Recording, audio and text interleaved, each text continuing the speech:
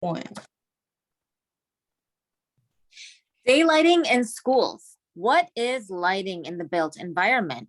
It comes from two sources. Number one, natural lighting from windows and skylights. And number two, artificial lighting provided by electric lights. What is the relationship between daylighting and human performance? Studies have been conducted from different school districts by obtaining performance data and looking for a correlation with the amount of daylight provided by each student's classroom environment. Students with the most daylighting in their classrooms, with the largest window areas, and with a well-designed skylit in their rooms progressed between 15 to 20% faster on math tests and 20 to 26% faster on reading tests in 1 year than those with the least. Students in classrooms where windows could be open were found to progress 7 to 8% faster than those in rooms with fixed windows.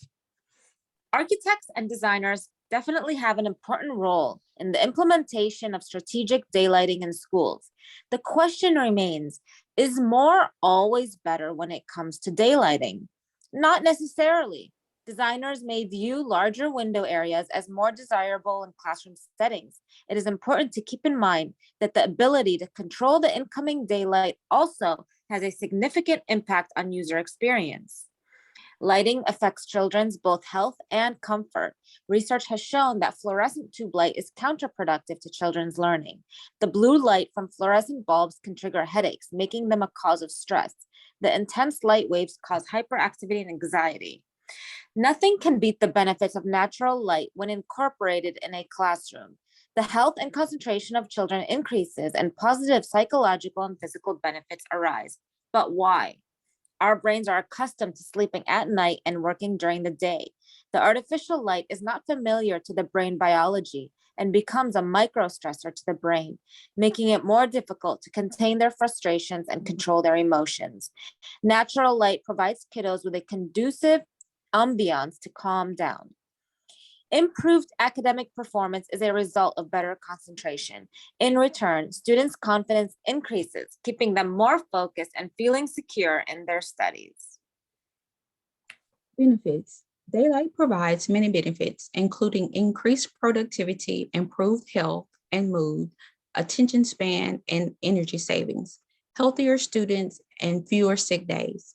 Daylight is fundamental, important to sustainable design by connecting occupants with the outdoor and reducing the need of electrical lighting.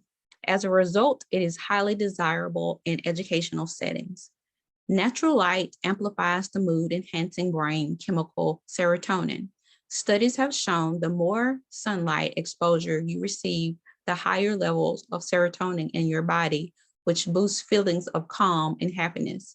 Additionally, natural light positively affects the body's internal clock, and it can improve sleep, release hormones, and boost overall well-being.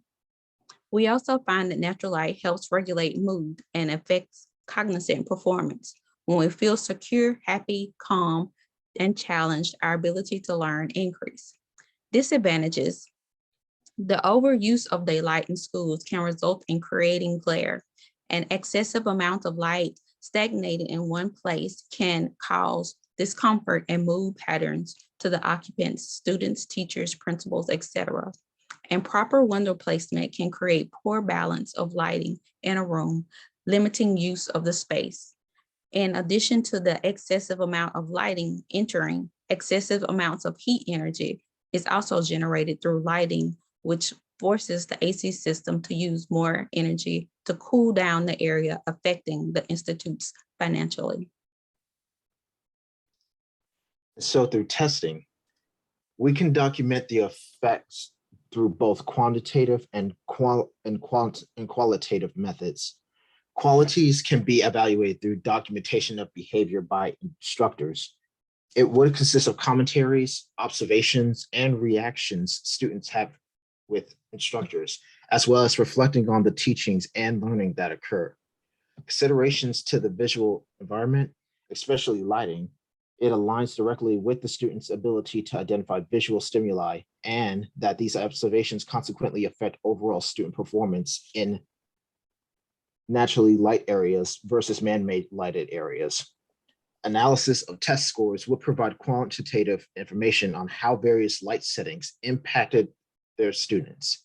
For instance, elementary schools provided an ideal setting for a statistical study of human performance relative to specific building design characteristics and standardized curriculum being measured using standardized tests. And so report control over daylighting gives architects and designers the ability to maintain the quality and accessibility of the institutions. So how does lighting affect learning? Well, classroom lighting does affect cognition, as it is proven in terms of academic achievement, attention rates, working speed, productivity, and accuracy, among other effects. Lighting that is too dim can cause difficulties in learning, like affecting brain focus and visual clarity when reading. It also can lower psychological well-being over time. On the other hand, lighting that's overly bright and fluorescent was shown to contribute to off-task behavior and making hyperactive behavior much worse. And so the importance of good lighting in classroom all depends on the fact that light doesn't only affect us visually, but also has an impact on different physical and emotional attributes, all based on the characteristics of the light itself, which in turn influencing pupils' school performances.